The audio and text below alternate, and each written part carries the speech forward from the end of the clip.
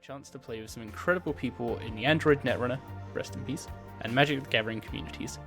But it's time to clean off the rose-tinted glasses and use what I've learned from the other games to dive into competitive YuGiOh.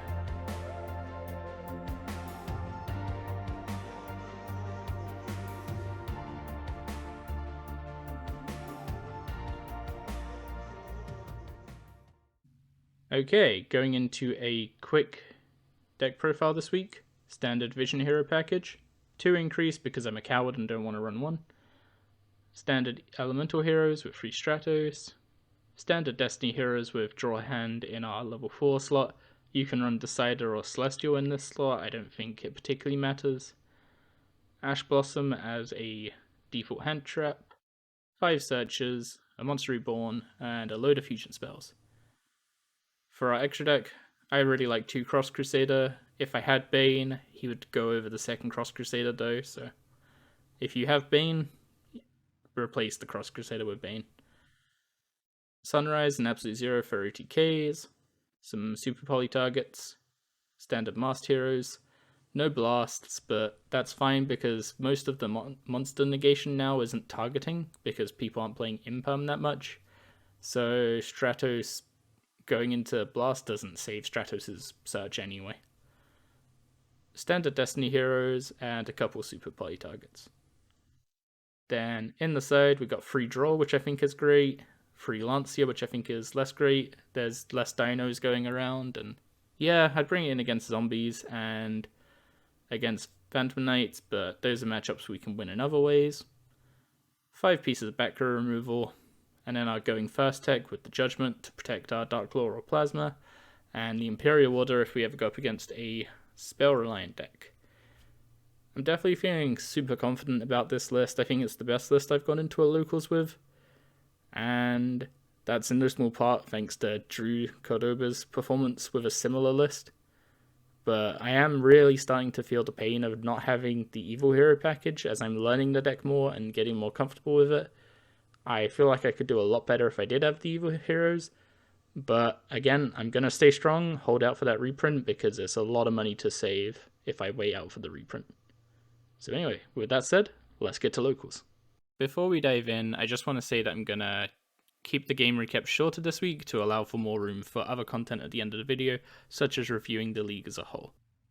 We've got a 4 rounds locals this week with 17 players, and based on the pre-tournament chat, people are bringing the big decks to this one. They really want to win that playmat, so I'm expecting the top end to be quite competitive. So depending on our matchups, that could result in us facing quite a few meta matchups, which will be great for learning, but it will make this our toughest week yet. So let's just get straight into it and see how we do.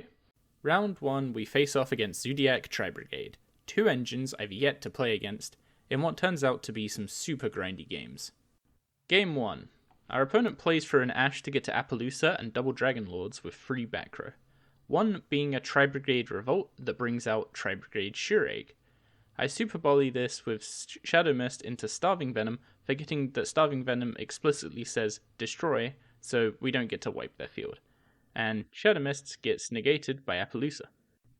Another Appaloosa negate and double Dragon Lord bounce later, we pass on an empty board, and our opponent brings out a Zeus and brings us down to 2400.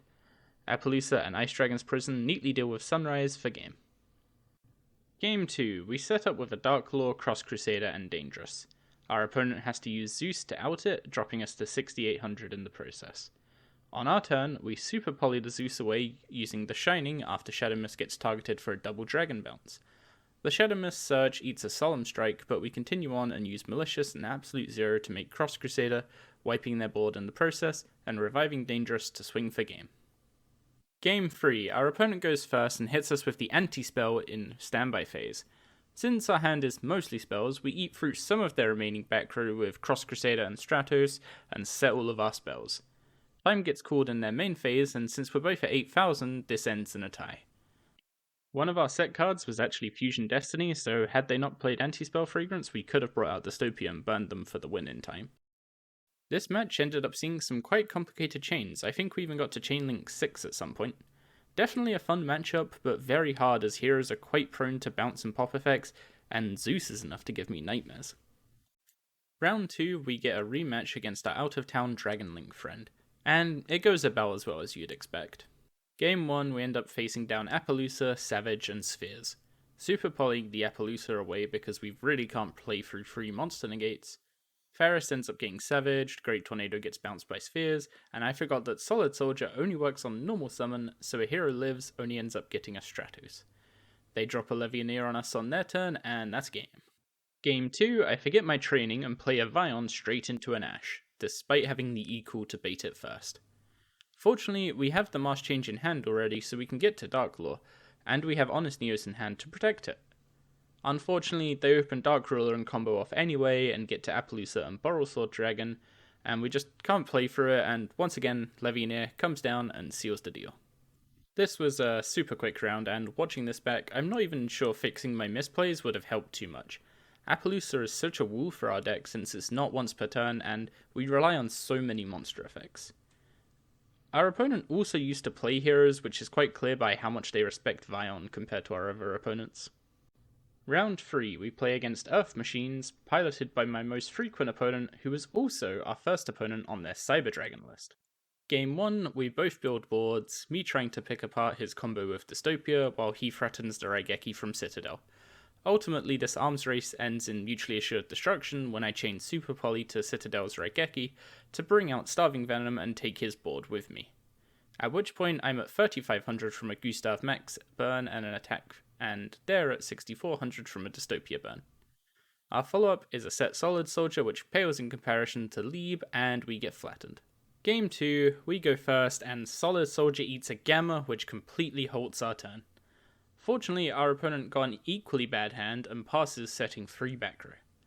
Set 3 back row get them to Citadel, which destroys our Ferris and Stratos but leaves increase in the spell and trap zone. Using Malicious, we reignite the increase line right into a Torrential Tribute.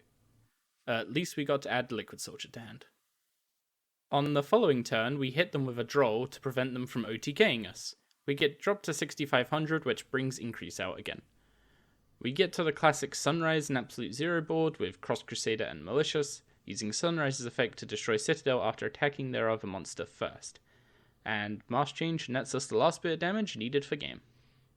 Time is called between games, so we end in a tie. The previous times I've played against this opponent, I'd been at the point of asking so many questions that it bogged the game down. However, this time we were laughing throughout the games with mostly ruling clarifications in the way of questions. It's nice to look at this and see that even when facing a new deck that I don't know, I'm having to ask so many fewer questions that it allows us to actually enjoy and laugh about the game instead. And for our final round, we're up against Zodiac Eldritch with a Dogmatica Splash, I think. At least based on the amounts of each engine I saw. Game 1, we face down Dryden and some back row, getting to Dark Law to hopefully prevent the Eldritch engine from coming online fully. Zeus stops us dead in our tracks, and we get beat down by Fleur-de-Lis, Zeus, and a Hakero. Unfortunately, our decision not to put Muddragon in the extra deck comes up here, and we can't super poly our opponent's light monsters to stay in the game. Game 2, we open a rough hand that heavily relies on the Stratos search. So naturally, that gets ashed. In an attempt to not get OTK'd, I go into Wonder Driver and Sunrise off a Miracle Fusion, using Wonder Driver to recycle the Miracle Fusion. This all ends up getting cleaned up by a Zeus. On the following turn, we build up to a Plasma. Our opponent wasn't too familiar with heroes, so they didn't wipe our board when we were at increased Vion and Stratos. However, they do have the punishment to try and stop Plasma. However, I wager they're not running Blue Eyes Ultimate in their extra deck, so buff Plasma with Honest Neos in response. This allows us to equip the Zeus, now its effects are negated, and knock out the Ecclesia. What follows is a lot of grind, destroying defense position Eldritch traps until our opponent finally gets to an Eldritch and breaks free from Plasma using Conquistador. Following up with Dark Law doesn't do us much good as the graveyard's already full of resources, and we get ground out while our opponent can still threaten another Zeus activation. That round was a complete rollercoaster. I think Game 2 just ended up going on too long for us to keep up with their resource game, and Game 1 may have just gone the same way even if we had Muddragon in our extra deck. It's a good debate to have though, Muddragon vs Dragostapelia. We don't really have room for both, and they're both good in different matchups. But for today, Muddragon would have been more useful. Concluding locals, we went 0-2-2, kind of breaking the 2-2 curse in the wrong direction. but still a 2-2 of some description. We faced all high tier decks, some for the first time this week, so I'm not really disappointed with the result. However, if our locals is going to continue being this competitive, then I might need to consider playing something more competitive myself until we get Gold and Bane, as we're currently playing a debatably rogue deck missing one of its biggest threats. Ultimately, we finished 6th place in the league, out of about 12 people who regularly attended, so not a bad result for a greenhorn with an incomplete deck. Wrapping up the league, we ended up at 6-8-2, which ends up leaving us perfectly even at its locals thanks to a 2-0-2 week we had before the league. Overall, I'm really happy with how far we've come in 2 months. 2 months ago I was looking up a Sumo video on how to link summon, and now we're taking games off Earth Machines and giving pretty good games to Zodiac, Eldritch, etc. Sure, we're still getting dumpstered by Dragonlink and basically struggling against the top tier decks, but we're playing a rogue deck that's not quite complete and missing one of its big unfair cards, so that's kind of to be expected. That said, the progress we've been making is undeniable and I'm really proud of it so far, so let's keep it up. We're going to have some prize support coming from the league later this week, so let's go straight to that. In order to support my game store that I've been playing at and also make it more reasonable for them to ship out prizes to me, I picked up a couple of Megatons. Unfortunately, the store doesn't sell singles, so I can't buy the singles I'd like from them and support them at the same time, but sealed product will have to do. Unfortunately, they actually forgot to bundle the prizes in with the tins, so they ended up having to send those out separately anyway, so I guess saving them on shipping it didn't really work out. So, yeah.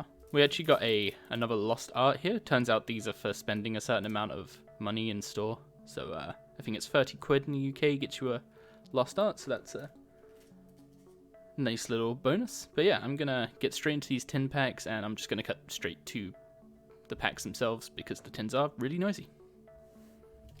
Okay, so here we have our 6 packs, and remember, if you're really tight on money or stuck to a budget, then buy the singles you need and leave supporting the game stores for the people that actually have the expendable income to do so. But without further ado, let's jump straight into the packs.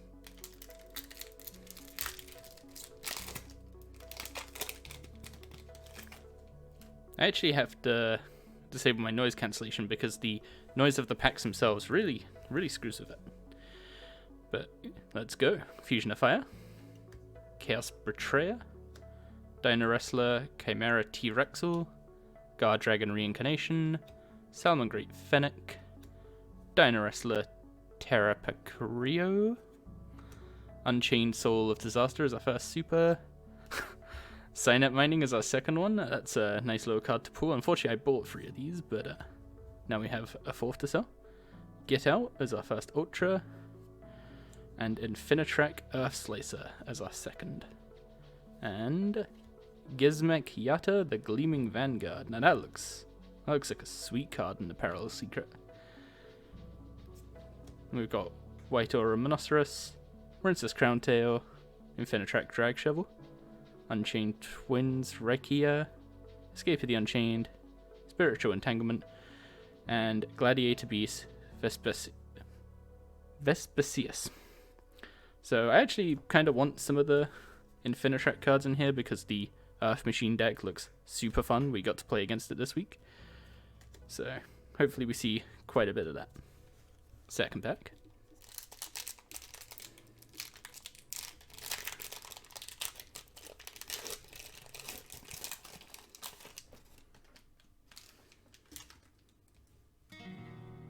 Guard Dragon Justicia, World Chalice Guard Dragon Almaduke, Pegasus Wing, Dino Wrestler Marshall and Kilo, Mordschlag, Heater the Fire Charmer Ablaze, Infinitrack Trencher, which is one of the Infinitrack cards I did want, Firewall Dragon Dark Fluid, Medusa, Watcher of the Evil Eye, and Evil Eye Awakening.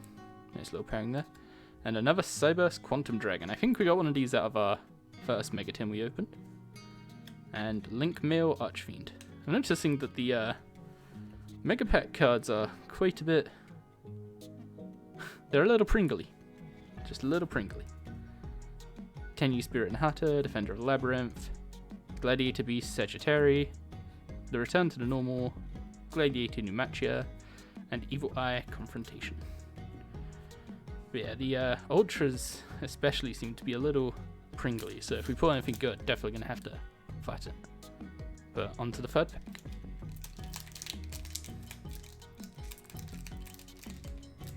And these are actually quite tough to open. Okay, we have a Violet Chimera, You're in Danger, Martial Anger, another Draw Hand, Valkyrie Funte, Subterra Succession, Overburst Dragon as our first super, Wailing of the Unchained Souls as our second, Witchcrafter Golem Aruru as our first Ultra, No Material, I think that's our second one of those, and a World Legacy Guard Dragon. That is beautiful, and I think this is actually a really good card, ignoring its current application in Dragon Link. So yeah, that should definitely work out well for us. We got a Drag Shovel, Nebula Dragon, Berserker of the Tenyi, Monk of the Tenyi, Unchained Twins Rakia, and Basilisk Familiar of the Evil Eye. Given that all the Infinitrack stuff is common in here, the deck must be really affordable. Apart from, I guess, some of the supers.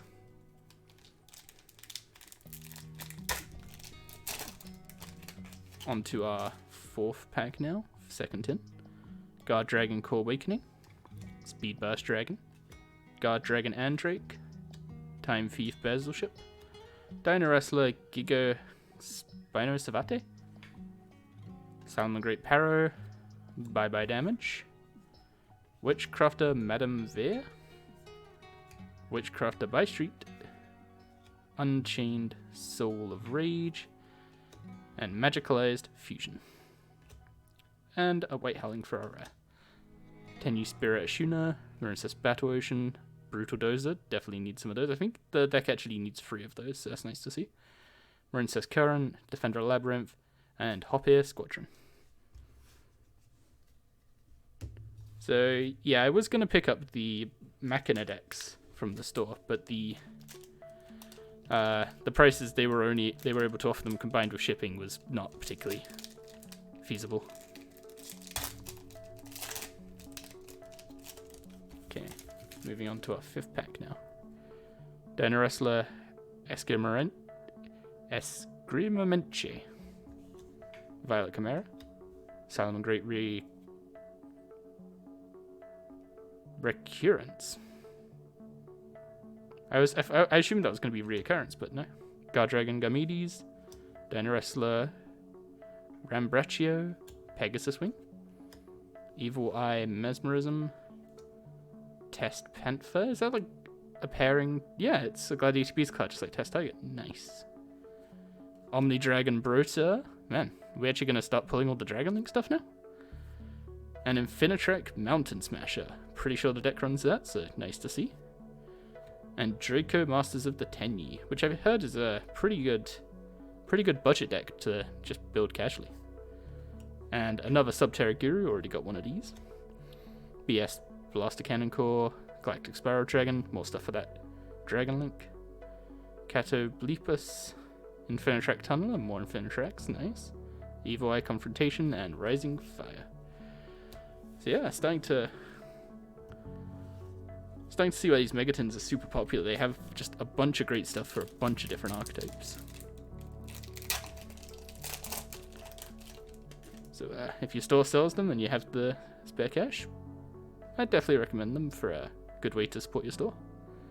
Extra Hero Cross Crusader, Guard Dragon Shield, Time Thief Hack, a third Draw Hand, Dark Factory of More Production, Valkyrie Chariot, Beach Raptor as our first super, Gladiator Rejection as our second, Strength and Unity. So apparently there's like free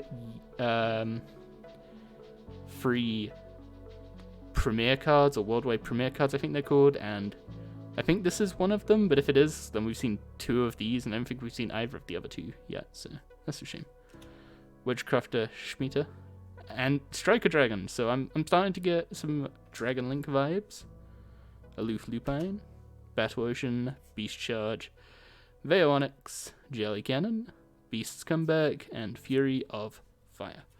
All in all, that was a pretty good couple of tins. There's a bunch of cards in the Infinitrek pile that I was very interested in, and yeah, I'm just going to quickly lay out the cards, and then we'll discuss what's happening with price support and go from there. Okay, so going over our pools, we got some great stuff for Dragon Link and Striker Dragon, World Legacy Guard Dragon, Omni Dragon Brota. Not really enough that it's going to be like, oh yeah, this now makes Dragon Link like suddenly a deck I'm going to have to build, because the rest of the pieces are still reasonably expensive, given it's probably the best deck in the format right now. Then we got some Infinitrek stuff. I don't know if the deck plays these specific Xyz monsters, but nice to see them regardless. Got one of our trenches, and yeah, just a general collection of reasonable cards. So yeah, it's a shame to see the Strength and Unity again, because I think that is one of like the free World Premiere cards, or might be the other Blue Eyes Dark Magician card that takes up like the same slot as Dark Dragoon. So seeing two of those and no Dragoon just yet is a little unfortunate, but again, packs are random. You're not guaranteed anything when you buy them, so if you buy them expecting a certain thing, you're going to be disappointed. But yeah, so I'm actually going to be ordering some structure decks to go with all this Infinitrek stuff at some point. So, what's happening with price support? Basically, they forgot to bundle it with the 2 tins I ordered, so instead of coming with the tins, it's been sent separately. I imagine it's been sent by a slower shipping method, because this was tracked because of the value of the product. And yeah, I will include the price support stuff in the video if it comes in time, and if it doesn't, then we'll have to open it next episode. But yeah, we got some pretty good tins here. Nice to see some pretty cool additions to the binder, or maybe a future deck. Okay, so our price support did actually end up coming from the store in time. So we've got 3 OTS packs. I think the 4th one, this was sent out before the 4th week's pricing was sorted, so we still got one more of those to collect. Then we've got our Field Center from the March Back to Jewel event, which isn't very, very nice. Then I actually picked up a few cards off of some people in the area because they were insanely expensive off eBay, and they did me a good deal. So we've got a couple Nibiru to finish our playset. I already got one from the 2019 Megatin I opened a couple years ago, and a full foil set of Mask Change and Mask Change 2 off of the YuGiOh player, because, well, we can't be playing with common Mask Changes now, can we? Now, normally I'm a big proponent of just play affordably, but these are so cheap because Mask Changes had so many reprints that getting them foiled was basically next to nothing. And the Nibirus came from the Dino player from the first week, so big shoutouts to him for hooking me up with these. But yeah, let's just move into our OTS packs. Okay, I actually have no idea what's good in these, so let's hope we get something decent. I don't know.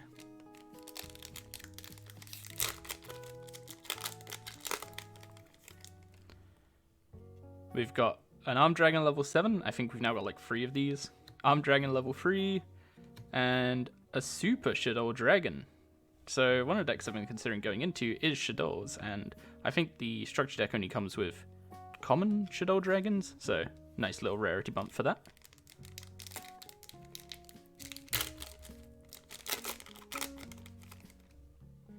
Okay, we have a Tri-White, a Wind Witch Ice Bell, and a Proxy F Magician, which I've never seen before, so I'll check that out afterwards. And final pack, we have Vampire's Domain, another Armed Dragon level 7, why are there so many of these? And a super rare Melfi Mummy, which I have no idea what this card's original rarity was, but that looks pretty sweet. Shoutouts to Rev, by the way. So yeah, that's our pulls from our OTS packs. No ulties, but I'm hearing those are super low frequency, so not too surprising. And then finally I want to cover some cards I picked up for our next deck, which is a playset of Dogmatic Punishment, the last 2 Paleozoic Dynamiscus that we didn't pull from the Dual Overload, and a playset of Torrential Tribute, This seems like a pretty standard trap package that goes on a lot of decks, especially with the Elder Entity Entist that we got out of Maximum Gold. Dogmatic Punishment is going to be really useful. And yeah, having access to these staple traps that are not too expensive but go in a lot of decks is going to be really helpful when building a deck going forward.